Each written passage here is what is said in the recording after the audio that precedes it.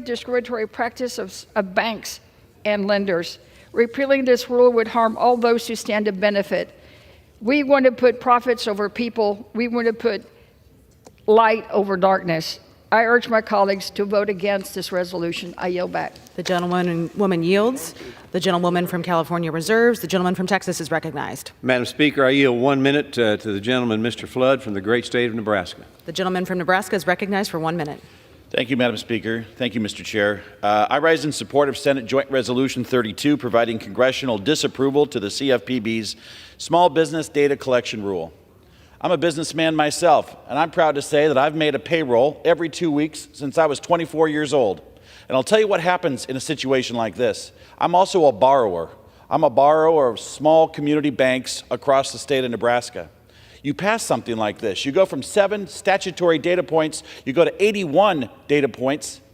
I'm going to have to pay an accountant to sit down and sift through all of our business data to put this together for my bank, my lender, and hope that I get it right so that on the next bank exam, they're not calling me wanting a whole bunch more information. That's the real cost to small business. That's the real cost of businesses in this nation. That's what people in this town forget. It's small businesses, it's small town employers that make this country run, that make the money work so that people can wake up and have some cash in their pocket.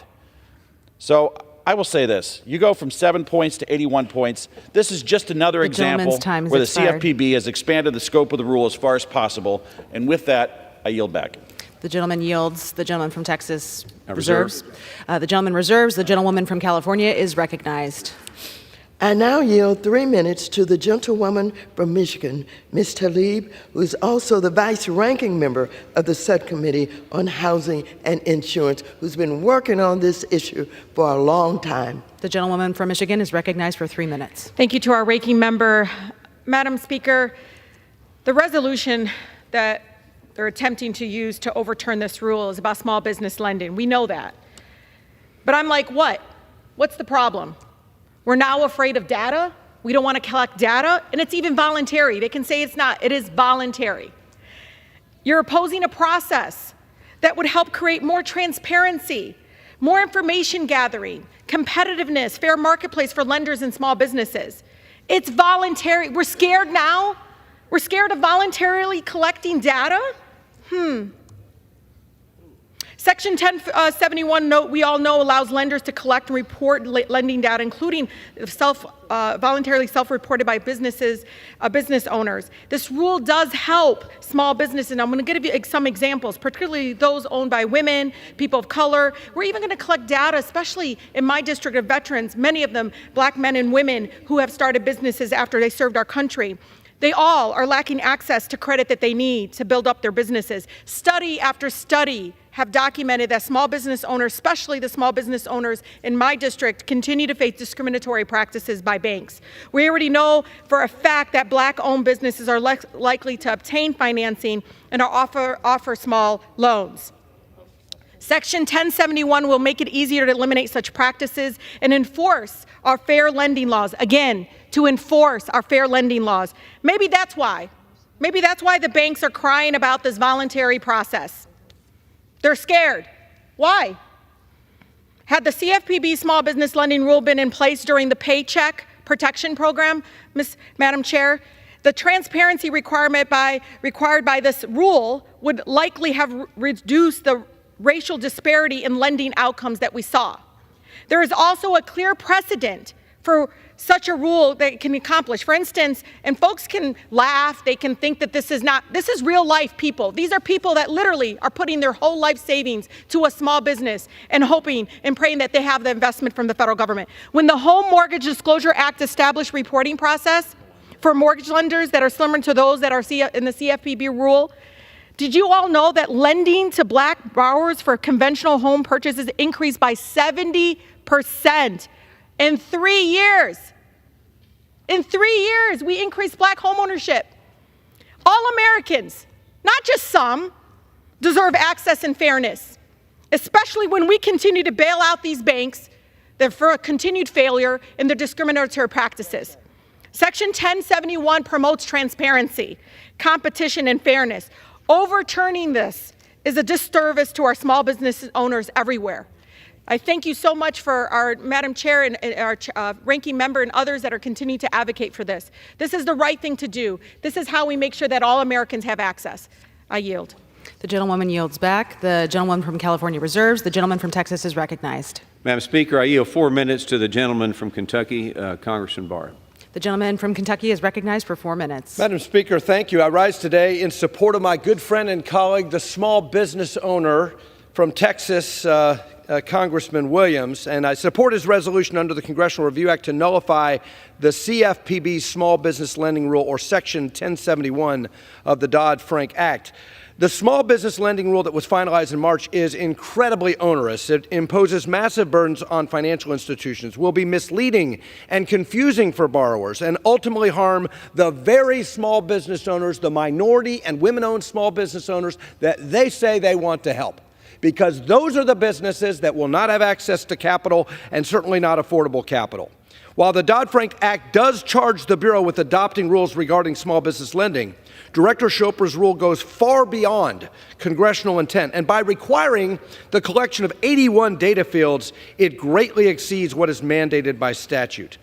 As has been said very eloquently, it will be extremely burdensome on financial institutions, leading to increased costs, less availability of credit for millions of Main Street borrowers and entrepreneurs. And I have to address this absurd argument about the voluntary nature of the disclosures here. If this is really voluntary, and I want the CFPB to hear, the advocates of this rule, I want them to hear, this is totally voluntary. Because if it's totally voluntary, when my constituents do not provide the CFPB with this information, I want the CFPB to go back and watch the tape. Because I don't want my constituents to then be punished by the CFPB when they don't give them the information that they want. And I'm going to tell my constituents who are being harassed by this bureaucracy to go back and listen to the ranking member, because she said it's voluntary. And I want them to quote the ranking member to the CFPB when the CFPB harasses them for bureaucracy. And then I want everyone here in this chamber to recognize that this week in the Financial Services Committee, I asked Director Chopra if he recognizes that if a small business owner fails to understand why demographic information, irrelevant, by the way, to the creditworthiness of the borrower, demographic data is being collected, it could lead to confusion and misunderstanding and potential liability for the financial institution. For example, the rule requires small business owners to disclose their race, their ethnicity, their gender or sexual orientation. And when they apply for that loan, and they have to give this information prior to the underwriting, if that loan is denied, the applicant could be reasonably led to believe that that demographic information was the basis for the denial, and not the myriad of other legitimate factors which play into lending decisions. And Director Chopra agreed with me that this could be confusing to the borrower. Clearly, there are a lot of important factors that have not been properly considered prior to the finalization of this rule. Does this make sense? I thought we got to a point in the country where race was not supposed to matter. But the other side of the aisle thinks race is the only thing that matters. And that's wrong. That is wrong. This rule's requirement will force many community banks and credit unions across the country to exit small business lending altogether. And that's what my constituents tell me. Small banks across central and eastern Kentucky tell me this is so burdensome, the requirements are so ridiculous, that they're just going to exit small business lending altogether. Now, how does that help the minority-owned small business on Main Street, USA? It hurts them. This is absurd that we would actually hurt minority and women-owned small businesses by burdening them with massive amounts of red tape. And finally, I want to address this ridiculous argument from my colleagues on the other side of the aisle who constantly cite this poll that says that the gentleman's CFPB time has expired. I offer 30 more seconds, please. The gentleman is recognized for 30 seconds. This poll that they keep talking about, that Democrats wanted, that they say that, the American people love the CFPB because it describes the CFPB as the Salvation Army or something. The truth of the matter is, if the poll was asked, with the truthful information that this agency drives up the costs and decreases the availability of credit. It increases regulatory costs for small businesses. It increases interest costs for Americans for their credit cards when they pay on time. It decreases access to consumer credit. It is completely exempt from the appropriations process and totally unaccountable. You ask the question the truthful way, the American people overwhelmingly say the CFPB is a failure. Gentleman's time has expired. The gentleman yields. The gentleman from Texas reserves. The gentleman reserves. The gentlewoman from California is recognized. I yield to myself as much time as I may consume. The gentleman is recognized. You know, Madam Speaker and members, we have these members on the opposite side of the aisle spending all of this time supporting the biggest, most profitable banks in the country. And yet, these members won't stand up for small business lending. They don't want the data so that we can understand what is going on and why people in this country, minorities in particular, farmers, small farmers, family farmers, etc., can get loans. Now, in the last decade, these mega banks made so much money. J.P. Morgan, $215 billion. Wells Fargo, $197 billion. Bank of America, $105 billion. Citigroup, $93 billion. And they repeatedly broke the law, even though they were making all of this money. And I want you to know they consider this is just the cost of doing business. And so we have here even more when we take a look at some of the other banks that paid fines instead of lending money. They'd rather pay fines instead of lending to the small business. What kind of fines are we talking about here? We fine them for all kinds of fraudulent activity. In the last decade, mega banks made so much money, and then they repeatedly paid fines. For example, the Bank of America paid $66 billion in fines. They could have been lending this to small business. J.P. Morgan, $43 billion in fines. They could have been lending this to small businesses. Citigroup, $19 billion in fines. They could have been lending this to small businesses. Wells Fargo, $12 billion in fines. And yet, some of our members want to say that, oh, we just want to shame these big banks. Yeah, I do. Yeah. Because it is a shame that they're so profitable that they do not want to spend time with small businesses. Takes up too much time. The small businesses don't earn as much money for the bank, etc. They don't even want them in the banks. And we've got to do something about that. We're shining a light on the existing practices of lenders, and if those lenders are charging minorities and small family farmers, etc., exorbitant interest rates, there's no reason that we should not get the transparency that we need to stop this.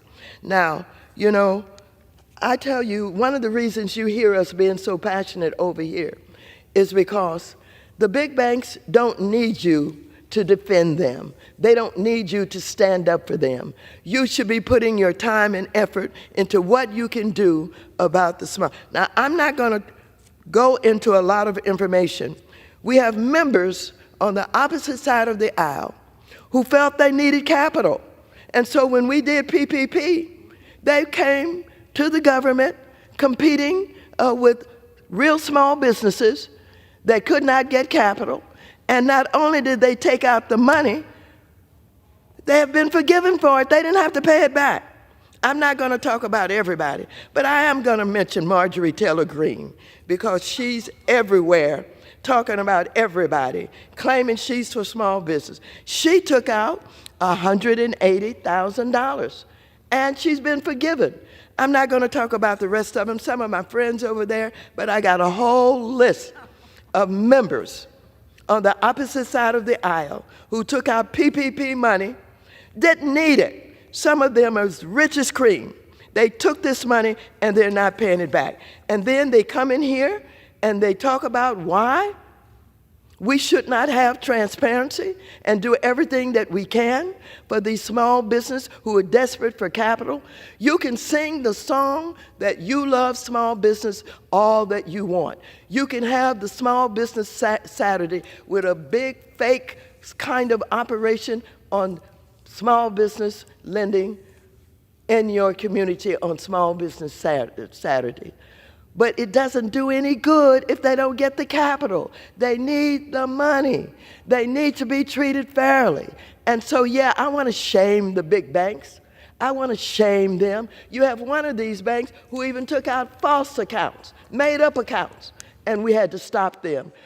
We fined them, but you know what? They're too big to fail. And they keep doing what we are fining them about. And so with that, I reserve the balance of my time. The gentlewoman from California reserves. The gentleman from Texas is recognized. Madam Speaker, I yield 1 minute to the Chairman of the Financial Services Committee, Mr. McHenry, from the great state of North Carolina. The gentleman from North Carolina is recognized for 1 minute. Thank you, Madam Speaker. Small businesses are the lifeblood of the American economy. When you burden small business, you limit job growth, you limit economic gain, you limit economic opportunity, you limit American growth. With more regulation on businesses, it drives up the cost of doing business. I want to commend the chair of the Small Business Committee for this resolution that we have on the House floor today that is in support of American small business.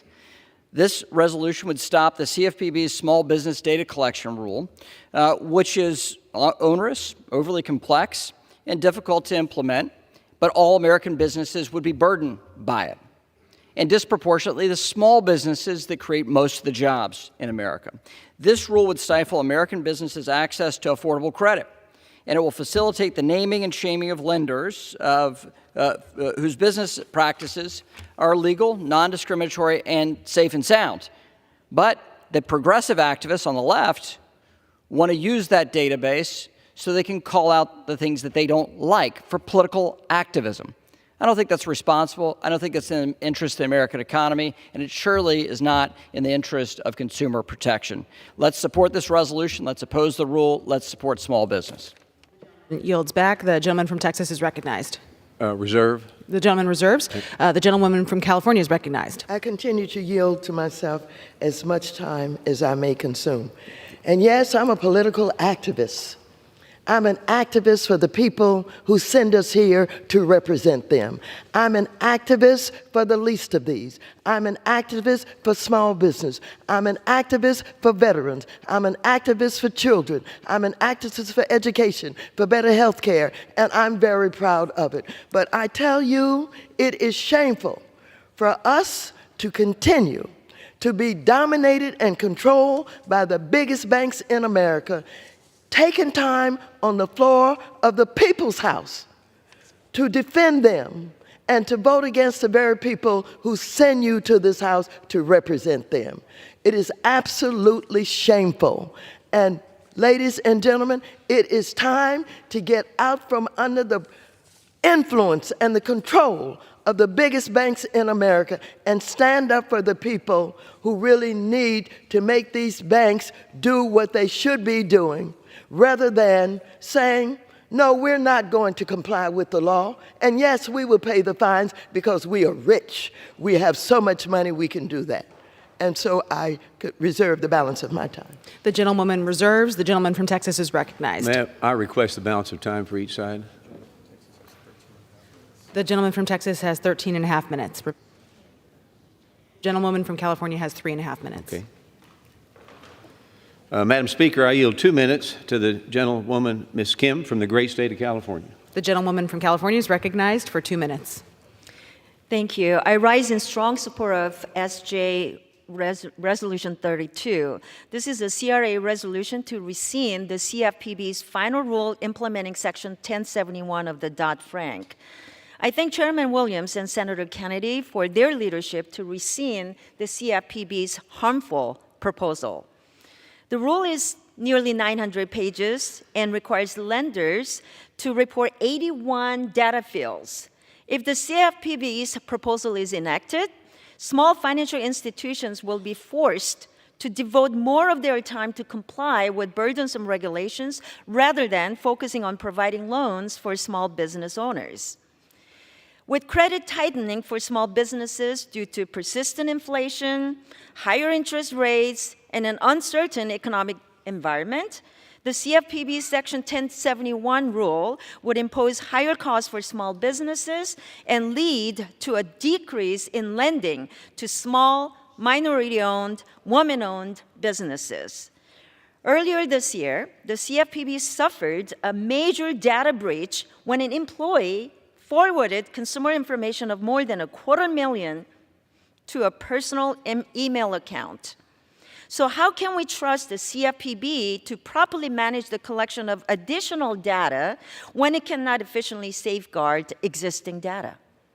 So I would urge Director Chopra to go back to the drawing board on Section 1071 and issue a rule that gets it right without punishing small banks and small credit unions with higher compliance costs and burdensome requirements.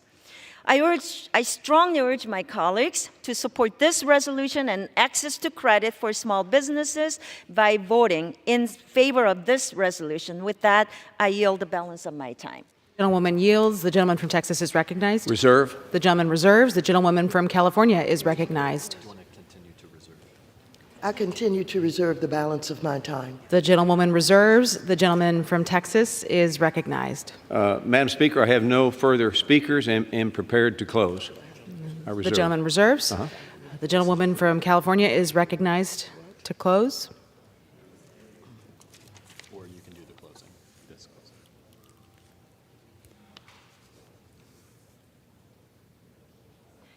closing. Thank you, Madam Speaker. I have no further speakers, and I am prepared to close if the gentleman from Texas has no further speakers. The gentlewoman from California is recognized. I yield myself the balance of the time. When we started this debate, I mentioned Rashonda Young, who happens to be a young black woman from Waterloo who had many challenges getting a small business loan and sued the CFPB to complete the Section 1071 rule. After CFPB settled the case with her, Ms. Young said, and I quote, "I'm just humbled to be part of the process. Sometimes we feel so small, but this is one of those things that shows if we're willing to speak up, we actually can make a difference." End of quote. Ms. Young has since sold her business and is now working with other investors to try and open up the first minority bank in Iowa with the goal of being certified as a CDFI, offering the kind of small business loans to others that she had such a time obtaining. And let me just tell you something. We support CDFIs, the Community Development Financial Institutions. And why do we support them? Because they could not get loans from the banks in America. And so here we are, the taxpayers, further trying to help small businesses by supporting these community development financial institutions. They were developed because small businesses couldn't get loans. And then we have on the opposite side of an aisle people who are opposing how we can support these small businesses by getting the transparency done that we need to have done. They would rather support the biggest banks in America and have the taxpayers try to do something about small businesses with CDFIs than give their small business an opportunity. I want to tell you, I don't know how they're going to vote on the other side, but this issue is not going to go away. And I want to tell you that the constituents are going to learn in this country who's supporting small businesses. All of this talk and this rhetoric about I love small businesses, I support small business, will not continue to work. The fact of the matter is small businesses are shutting down. They are closing because they don't have access to capital. And so for all of those members on the opposite side of the aisle who took out PPP loans that have been forgiven, you ought to be ashamed, and you ought to not oppose the CFPB from trying to protect these small banks as the courts have told them to do. And so with that, Madam Chair, there's a lot more that can be said. We're going to continue to unveil this information. about who is simply spouting rhetoric and who is actually doing something for small businesses. It is unfortunate that we have to fight this hard.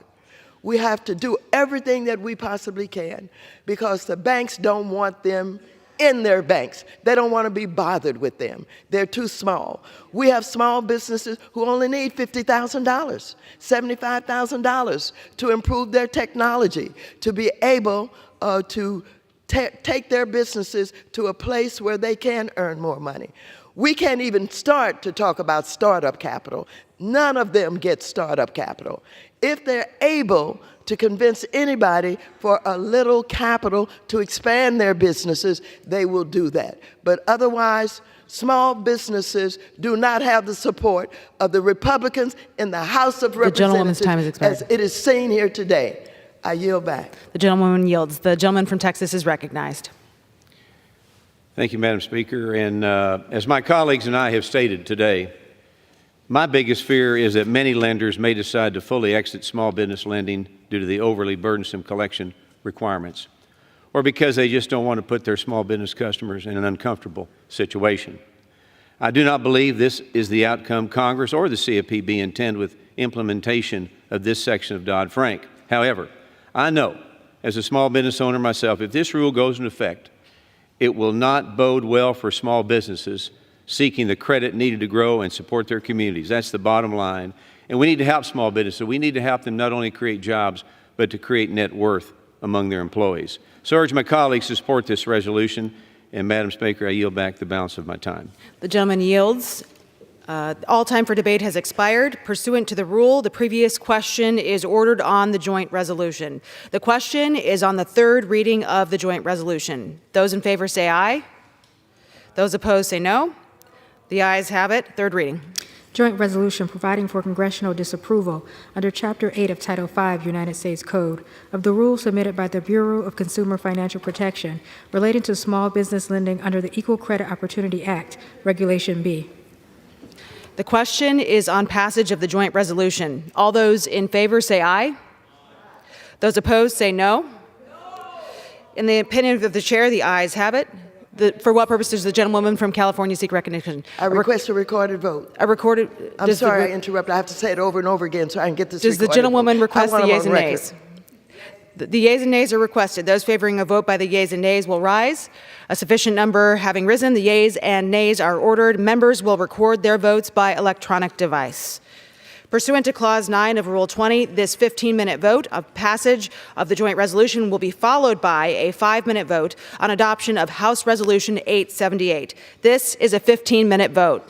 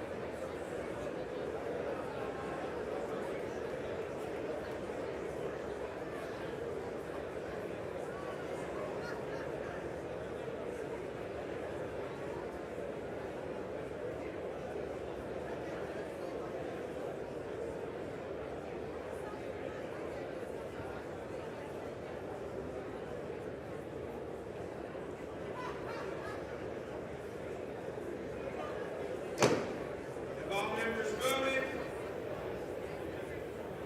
Any member wish to change their vote?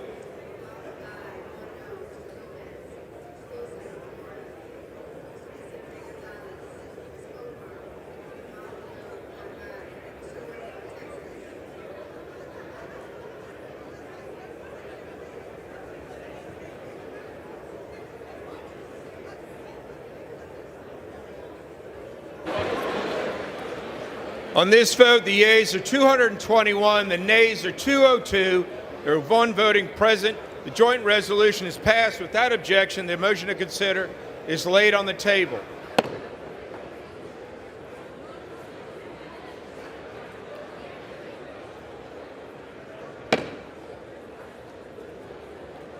Pursuant to Clause 8 of Rule 20, the unfinished business is the vote on the adoption of House Resolution 878, on which the yeas and nays are ordered. The clerk will report the title of the resolution. House Resolution 878, resolution providing for the expulsion of Representative George Santos from the United States House of Representatives. The question is on the adoption of the resolution. Members record their vote by electronic device. This is a 5-minute vote.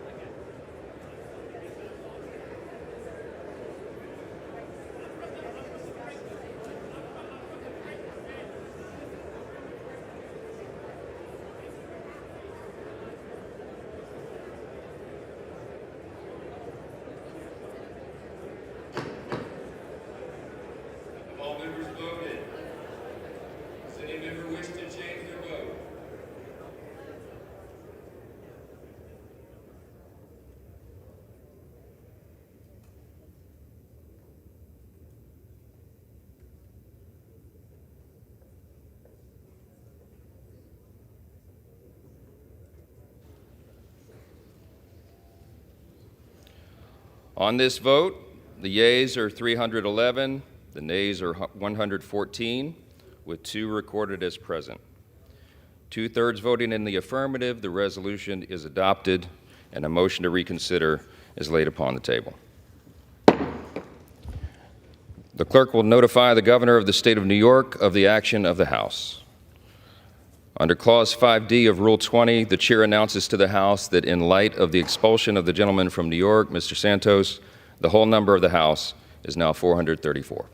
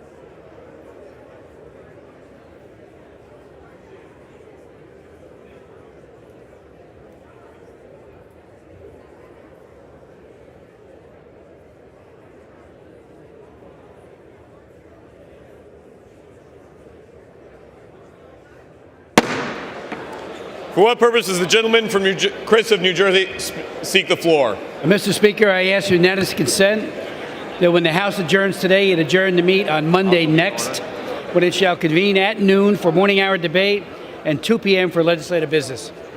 Without objection.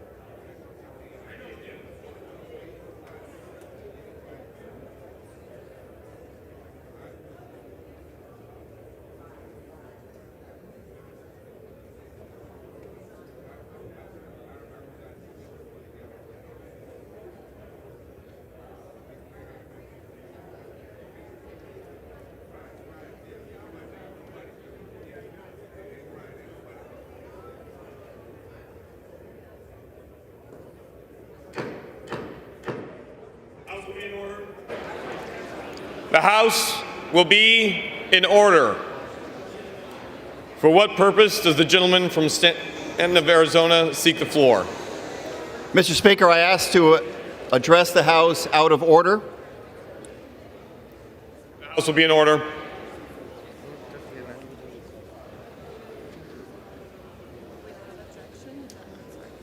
Without objection, the gentleman is recognized. Mr. Speaker, this morning we lost one of our greatest Americans. And today I rise along with my colleagues representing all of Arizona, Republicans and Democrats alike, to honor the life and legacy of the most influential Arizonan in history, Justice Sandra Day O'Connor, who passed away this morning at the age of 93. Justice O'Connor spent her life breaking down barriers in pursuit of a more just society.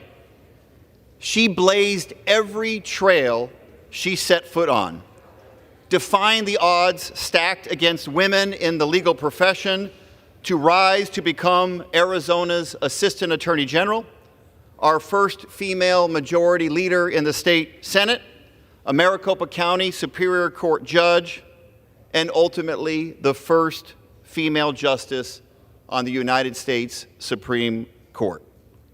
She brought her Arizona brand of pragmatism and independence with her to the Supreme Court, and was often the swing vote on deeply consequential decisions. In the years since her retirement from the Supreme Court, I've admired her steadfast commitment to preserving our democracy through objective, fact-based, and collaborative civil discourse, through her creation of the Sandra Day O'Connor Institute, and of course through the Sandra Day O'Connor College of Law at Arizona State University. Her work will inspire future generations to follow her example to become engaged and thoughtful civil participants. And with that, I want to yield time to my colleague, Representative Debbie Lesko. Thank you, Greg. And thank you, colleagues, for standing in respect of a great woman. Not only a great woman for Arizona, but a great woman and trailblazer for all of American and all women across America. As was said, she was the first woman majority leader to serve in the Arizona Senate. She went on to be the first woman to serve as a Supreme Court justice. She stood up for truth. She stood up for justice. She's not only a wonderful woman and a representative of Arizona, but a wonderful American. And we are saddened by her passing, but she set the trail for all of us women. She was a great Republican, a great American, and we praise her each and every day. With that, I ask the House to join me in a moment of silence.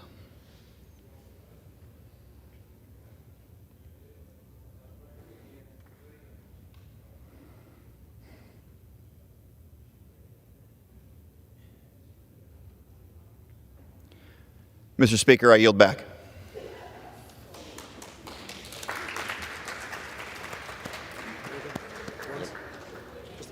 Okay. The chair will now entertain requests for 1-minute speeches. For what purpose does the gentleman from California seek recognition?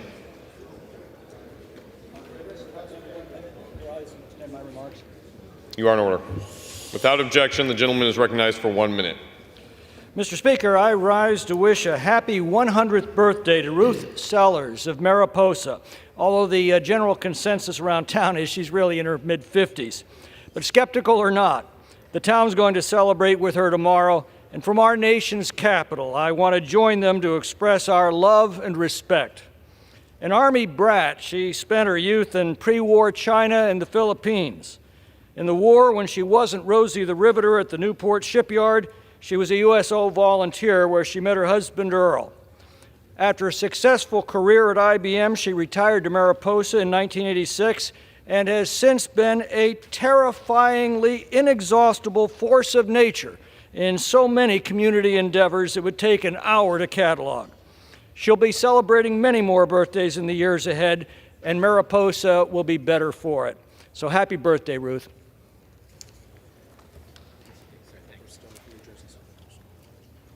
For what purpose does the gentleman from New Jersey seek recognition? Without objection, the gentleman is recognized for 1 minute.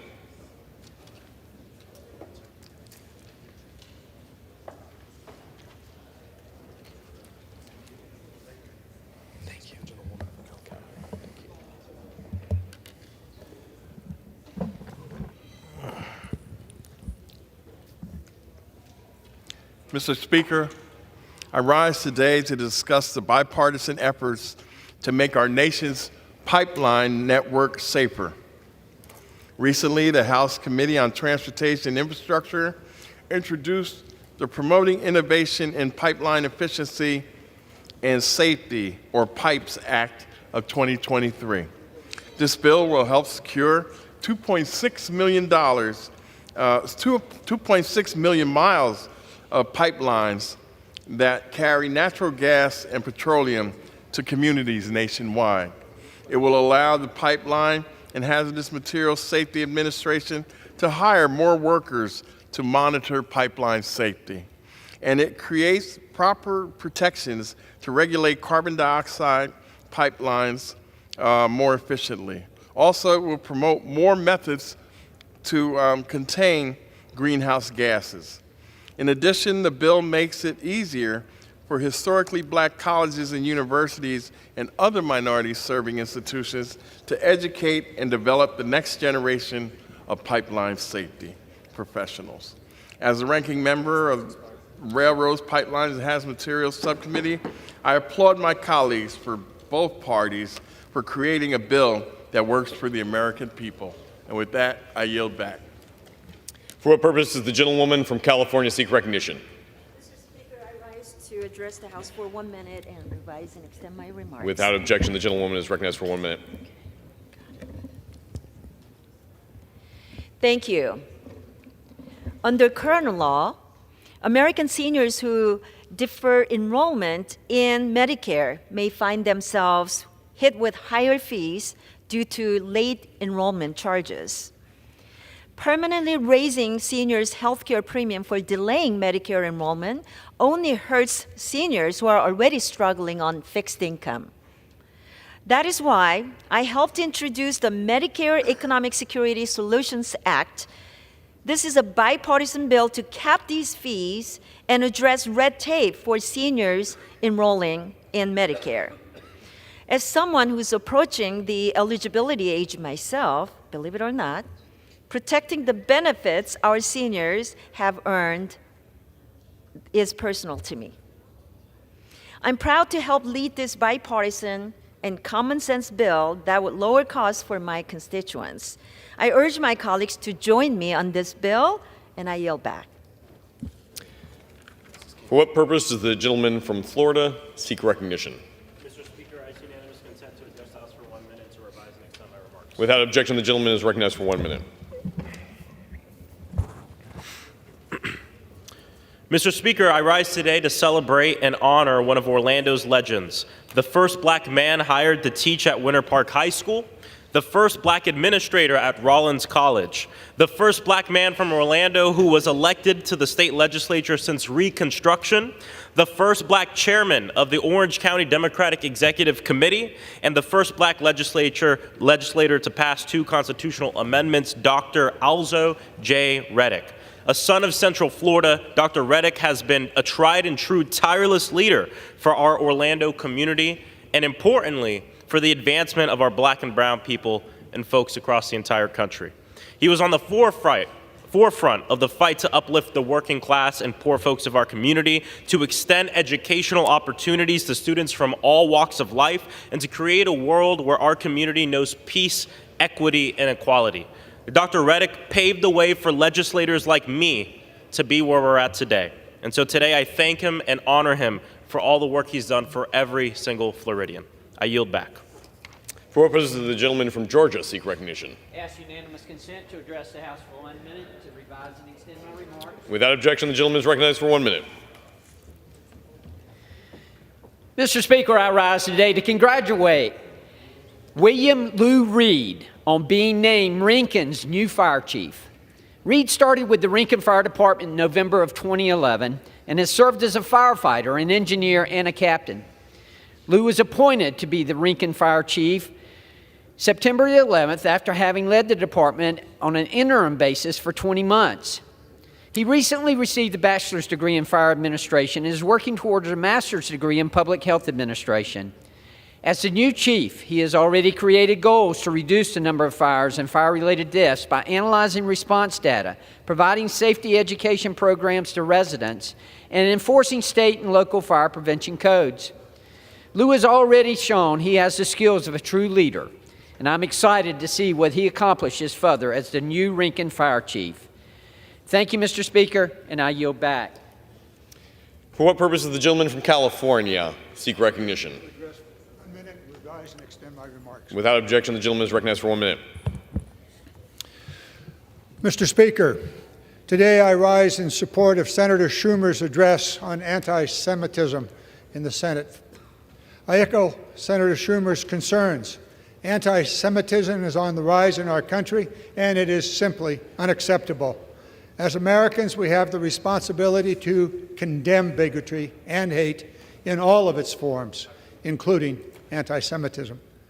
To quote my friend and colleague in the Senate, we are stewards of the flames of liberty, tolerance, and equality that warm the American melting pot and make it possible for Jewish Americans to prosper alongside Palestinian Americans and every other immigrant group from all over the world. I thank Senator Schumer for his powerful words. As we watch the events abroad and here at home unfold, I urge Americans to remember that our shared humanity, commitment to equality, and tolerance are our greatest strength. And I ask permission to enter Senator Schumer's remarks in the congressional record.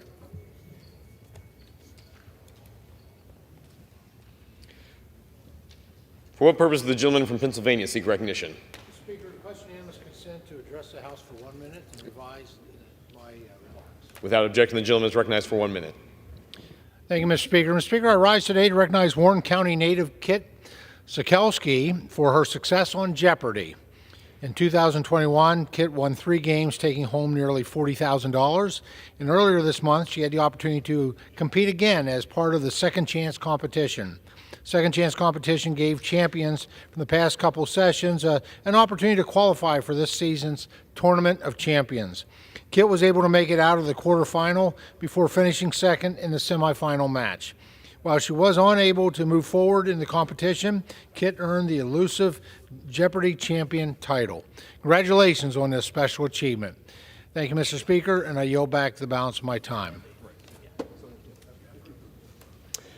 For what purpose does the gentleman from Michigan seek recognition? Speaker, I ask for unanimous consent to address the House and extend my remarks. Without objection, the gentleman is recognized for 1 minute.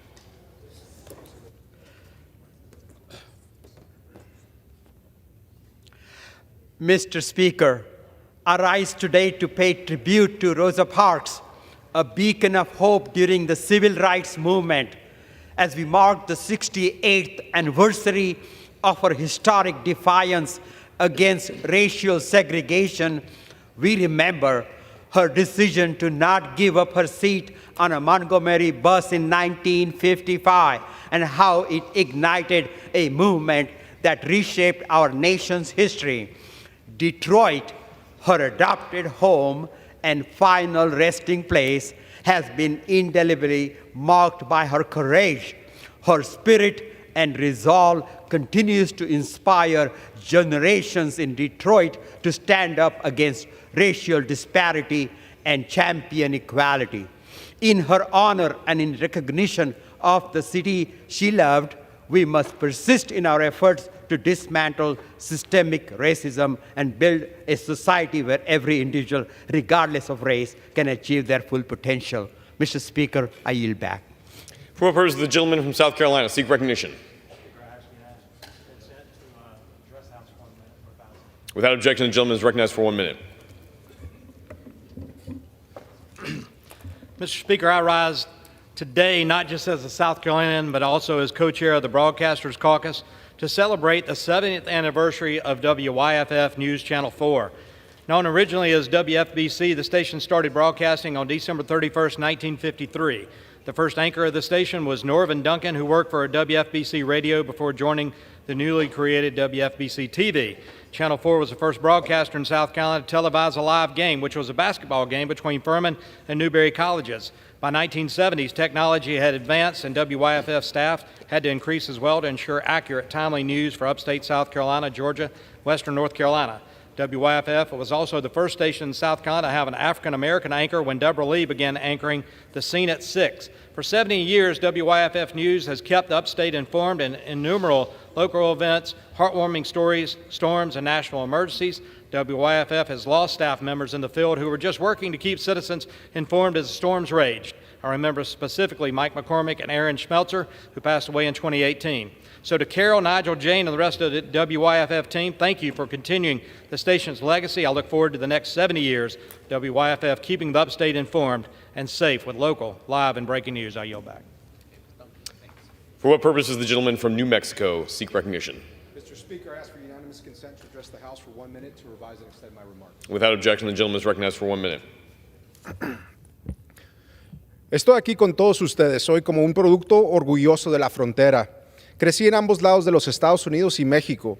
Mis padres trabajaron para las maquiladoras y todavía cruzo la frontera cuando regreso a mi distrito porque Las Cruces es una comunidad interconectada con El Paso y Ciudad Juárez.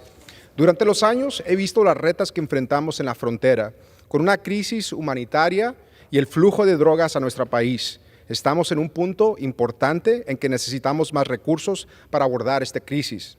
Necesitamos soluciones bipartidistas para solucionar estos problemas y por eso yo presenté un paquete de legislación que aborda la seguridad en nuestra frontera y la reforma migratoria. Estos proyectos de ley han sido informados por Nuevos Mexicanos para Nuevos Mexicanos y he pasado los últimos meses proponiéndole al caucus hispano del Congreso y al caucus de los Nuevos Demócratas para apoyar estos proyectos de ley. Hemos esperado demasiado para abordar este tema y debemos dejar de lado la política partidista para cumplir con todos nuestros votantes. Thank you, Mr. Speaker. I yield back. Gracias. The gentleman will provide a translation of his remarks to the desk. For what purpose does the gentleman from North Carolina seek recognition? I ask unanimous consent to speak for 1 minute and to rise and extend my remarks. Without objection, the gentleman is recognized for 1 minute. All right. Thank you. Mr. Speaker, I rise today to congratulate Brevard High School's, this is them. Brevard High School's boys cross-country team for winning the 2A state championship. This is the second 2A state championship title that this team has won in the last 3 years. The Brevard Blue Devils dominated the championship race with a score of 45 points, scoring well ahead of the runner-up team. The Blue Devils also had 3 runners finish in the top 10. Congratulations, Blue Devils. Your recent success is a testament to the countless hours of training, hard work, and a genuine passion for athletics and a quest for knowledge. You've each made Western North Carolina proud.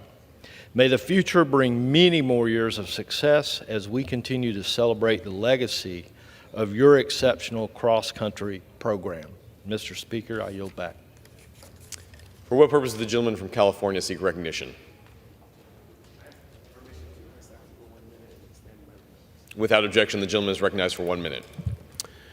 Mr. Speaker, happy first day of December. I rise today to point out that the People's House went the entire month of November without passing a bill to tackle our nation's housing crisis. Communities on the California Central Coast are ranked as some of the most expensive places in our country to live in. I was sent to this chamber by my constituents to enact policies that will help lower those skyrocketing prices. Congress needs to help increase the availability of affordable housing options.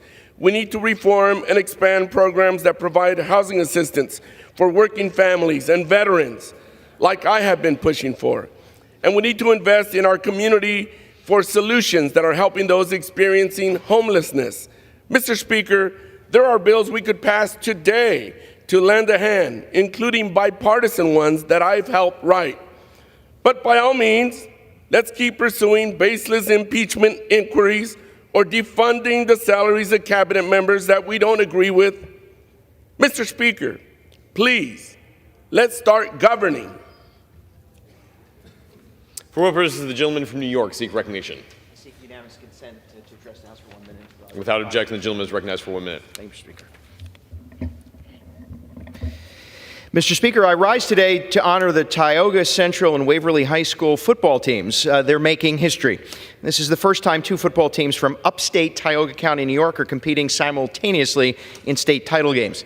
And Tioga football's resounding 63-16 victory in the semifinals marks their third consecutive state title game appearance. With 39 consecutive wins, they're not only chasing a third straight state championship, but also their fourth title since 2015. Just as remarkably, Waverly football's dominated with a win of 42-0 in the semifinals, earning them a spot in the Class C state final for the first time in school history. This historic moment is a testament to the dedication of our student athletes, the guidance of their coaches, and the unwavering support of our community. I ask my colleagues in the House to join me in congratulating these young athletes, their coaches, their families, and the entire Tioga County community. And with that, Mr. Speaker, I yield back. For what purpose does the gentleman from Texas seek recognition? Mr. Speaker, I ask unanimous consent to address the House for 1 minute and to revise and extend my remarks. Without objection, the gentlewoman is recognized for 1 minute. Thank you, Mr. Speaker. I rise to honor the lifetime of service and the exceptional work of Metropolitan Transit Authority of Harris County CEO Tom Lambert. Tom is a true public servant who has made a difference for all of us in Houston. For more than 4 decades, Tom has worked at Metro. Focusing these 4 decades on the safety of Metro riders, his improvements to the system will benefit them for years to come.